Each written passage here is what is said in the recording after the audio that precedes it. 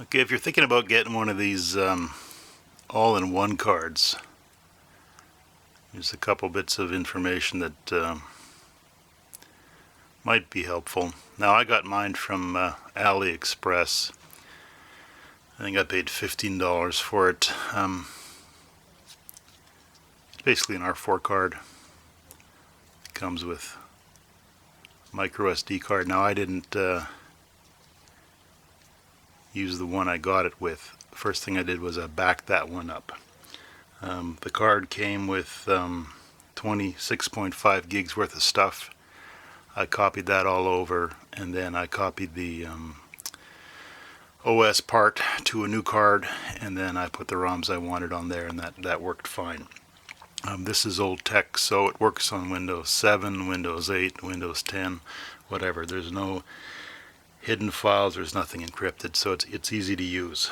Now, one of the things that attracted me to this card was I saw videos and people were using it to play Game Boy, Super NES, stuff like that. So there's a bit of a caution on that. It comes with a stripped down version of ACE 3DS Plus.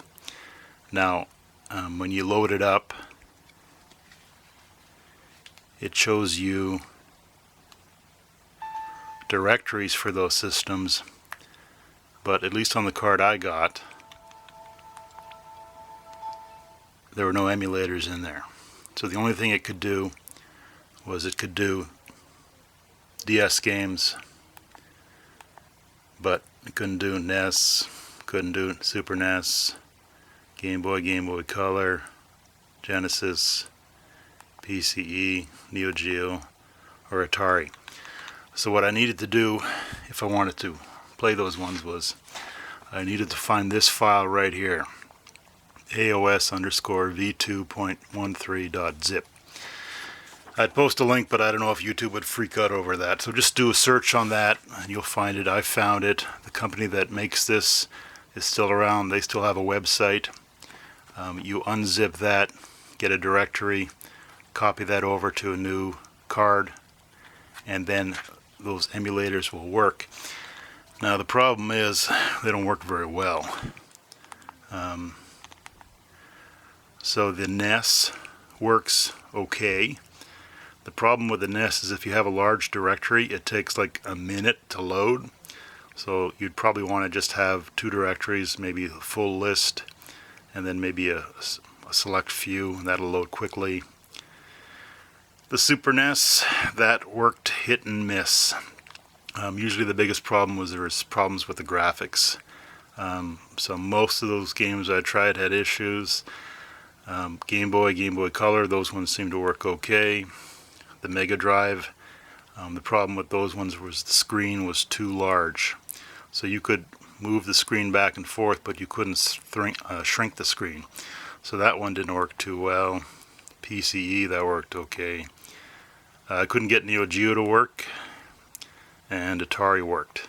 Now these are using emulators that are like 10 years old, so for the older stuff it's fine, but for NES there's better stuff out there.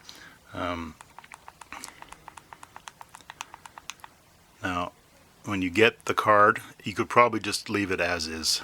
You don't need to add those other emulators. There's better ways to emulate those games, but that's up to you.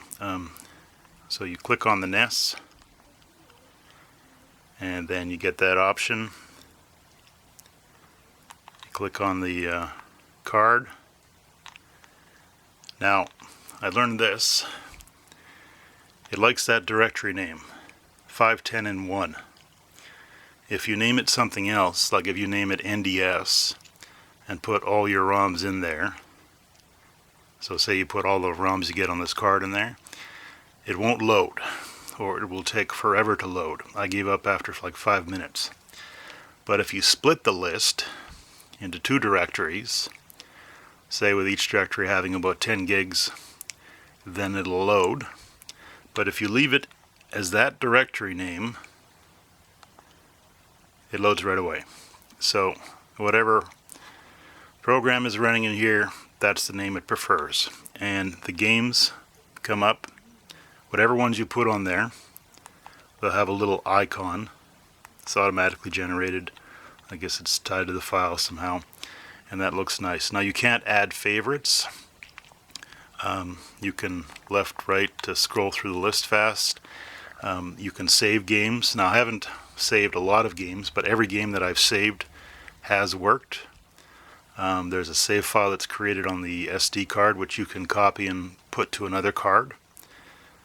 So overall it's good. I think if you're going to get this because you want to play other games than DS games, you're probably going to be disappointed. But you know, you could try it. It doesn't affect the DS part of the game to install those other emulators. You know, maybe you lose a little bit of space, but this card is not full.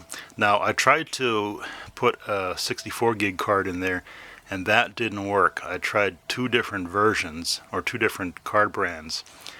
So it may be that that card doesn't like it. I'm not sure.